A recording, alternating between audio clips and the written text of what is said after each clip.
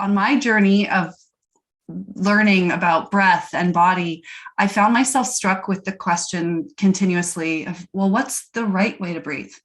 I'm learning this technique, and I found myself starting to get confused of, well, what if I just want to like just rest or be still, or if I don't want all these fancy bells and whistles, like what does a natural optimal breath look like? And that sent me on a really fascinating journey. So we're going to dive through the steps and the embodiment of what a really healthy functional breath looks like, so that when we do start playing with different techniques, we know where we're going from and we know where we're going back to after, because that's a really important part of all of the techniques. Is it's a flexible oscillation away from center and then coming back to center.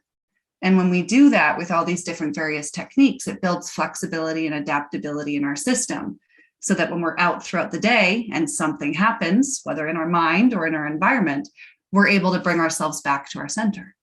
So I like to start a bit of my bio around my, really briefly, my upbringing. I had a lot of mental health struggles very early on.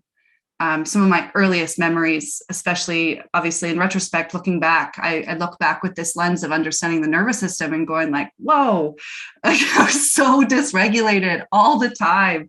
I'm the middle child of 7, and my parents started having children very young, and my environment was chaos. And so that's how I adapted and learned how to survive, was surviving in chaos, how to get attention, how to make sure I got what I needed. A lot of my struggles was around body image as well. I developed an eating disorder really early on. Again, in retrospect, realizing how far back that went, it's shocking. So I ended up getting a full ride scholarship. Fast forward a little bit, to San Diego State to play basketball. And I had still been struggling a lot up to then, but a lot of it I'd been putting on the back burner. Like, well, yeah, I'm really unhappy, but it's because I don't have a full ride scholarship yet. Oh, yes, I'm miserable, but that's because I don't have a 6-pack yet. Like, oh, I'm really unhappy, but when I have a boyfriend, then all will be good in the world. And I'm sure many of you can relate that common, when I get X, then I'll finally be happy.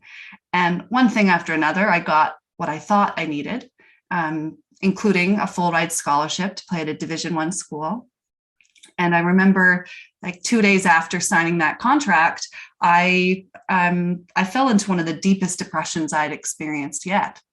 And that summer was really rough. Again, thinking, okay, but once I get to San Diego, everything will be fine. And so that was my life for the first 20 years, putting my happiness in the hands of something external and in the future. And then being in a really rough spot when I realized, no, once again, I'm the same person, just a different place. So I found yoga. Yoga found me. I hated yoga when I first tried it. It was too slow. I didn't like noticing my thoughts. So anything that slowed me down made me really uncomfortable. And so I found Bikram yoga. Okay, that's something I can do. Militant, difficult, challenging, sweaty. And once I had done that for about a year and felt a little bit more comfortable in my body, I started dabbling and trying other forms of yoga. And that's really when my life started to change in a big way. I tried lots of different yogas, found lots of different teachers, ended up taking several trainings with the goal of wanting to become a goal coach, knowing that I love sitting with people and asking high quality questions. And initially it was like, I like making people uncomfortable and having real conversations. And that really shape shifted as I had these deep healing experiences myself, and uncovered what life is truly about, what purpose is, that it's okay to be uncomfortable, that I actually can be with myself when I'm having panic or stress or anxiety, that's not all that I am. So yoga brought me back home to myself. And being this somewhat dysregulated person for most of my life, that's what really shifted me into the realm of breath work. As I started finding these deeper places of calm and peace, I started using biofeedback tools to understand more about heart rate variability and breath, and how my energy is shifting throughout the day. And sorry, this is turning into a really long bio. But this isn't it. It's about breath now. So I found that all these different tools I was using, they kept signaling me to relax.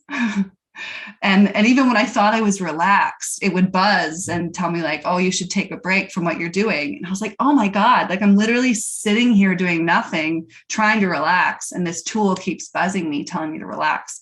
So I stopped wearing the biofeedback tools. They were too stressful, but it really helped me go deeper into understanding, okay, what I thought was relaxed is actually physiologically not relaxed. So what's going on? Why am I breathing so fucking fast, even when I'm relaxed? And I started noticing that in certain classes, when someone would say, let's breathe slow and start counting me, 5 seconds in or 5 seconds out, telling me this is a relaxing breath technique. And then I would start feeling panic in my body. Like, I don't feel calm. This is actually making me feel more stressed. And it was actually in Christine's trainings when I started experiencing a teacher who would tell me, instead of telling me how to breathe or how many seconds, to turn into, what am I feeling? And how about I breathe in a way that feels balanced to me? And initially that was about 3 seconds in, 3 seconds out. But I felt balanced. I felt calm. And so that was my baseline. And then I started following, how do I retrain my breath so that when I'm relaxed, my body actually is breathing slow and in a way that is natural and not manipulated and forced. So it's a long journey into understanding the complexity of the breath. And what I really hope by telling you this story, what I hope for you is that wherever you are in your journey, whatever a natural, balanced breath feels like for you, that's great. That's your breath. Okay? It does not need to be 5.5 seconds in, 5.5 seconds out, right? It really is about tuning into yourself and being with yourself. You are the teacher, right? So we want to find that balance of this wise guidance. Understanding the breath is vital so that we can guide our body. And at the exact same time, we need a simultaneous allowance of being guided by our body, right? It's both.